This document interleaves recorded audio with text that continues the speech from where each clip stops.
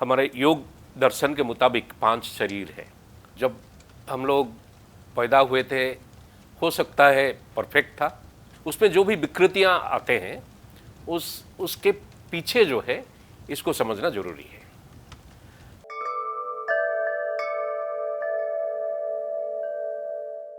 तो बीमारी है क्या और कहाँ से आता है? तो भगवान तो हम लोगों को शरीर दे चुके हैं और जब हम लोग पैदा हुए थे, हो सकता है परफेक्ट था, हालांकि 100% तो परफेक्ट नहीं था, लेकिन वो परफेक्ट था। लेकिन जैसे हम लोग बढ़ते गए तो फिर प्रॉब्लम आते गया, इसलिए कि हमारा मन और ये शरीर का बहुत ही गहरा ताल्लुकात है।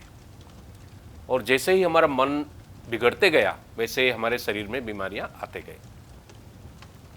तो हमारे पास हमारे योग दर्शन के मुताबिक 5 शरीर है।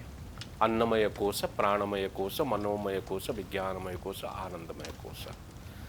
तो बीमारियां जो आते हैं जनरली बाकी 4 कोश से आते हैं और अन्नमय कोश में प्रकट होते हैं।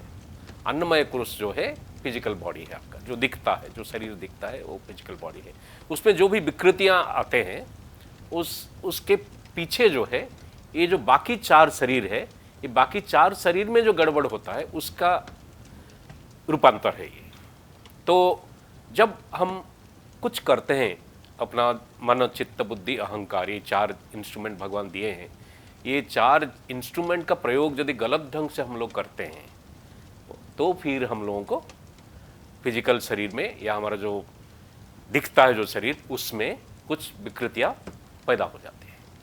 तो उसी को हम बीमारी बोलते हैं।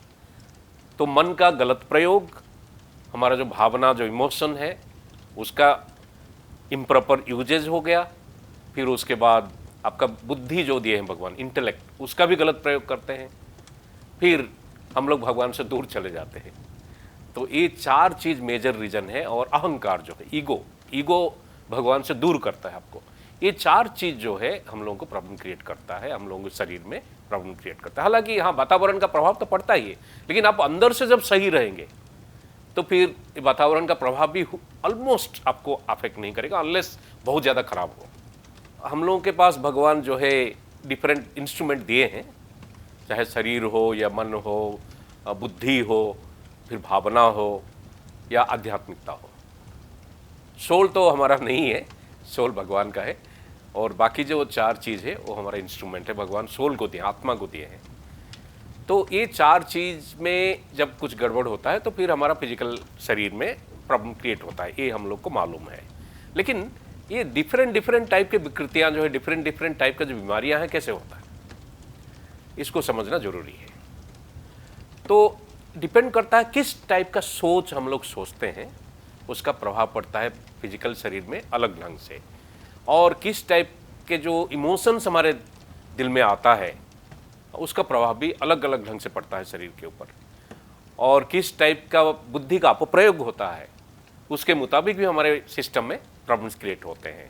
और भगवान से कितना दूर हम लोग चले जाते हैं उसके चलते भी डिफरेंट विकृतियाँ आते हैं शरीर में। हाँ, लेकिन और एक बड़ा चीज़ होता है आपका पास्ट जो है, पूर्व जन्म जो है, पास्ट लाइफ्स हो गया, या इसी लाइफ में भी जो हम लोग कर्म किए हैं उस कर्म का इफेक्ट जरूर पड़ता है।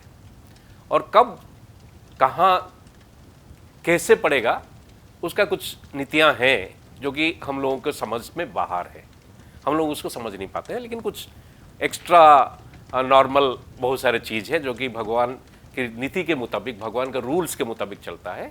तो कर्म जो है, हमारा जो मन है, जो हमारा चित्त है, जो बुद्धि है, और जो हमारा जो है आध्यात्मिकता है, उसको बिगाड़ता है। वो बिगड़ेगा तो फिर अलग अलग ढंग से शरीर में प्रकट होता है, बीमारी के रूप में या कष्ट के रूप में, दर्द के रूप में, दुख के रूप में।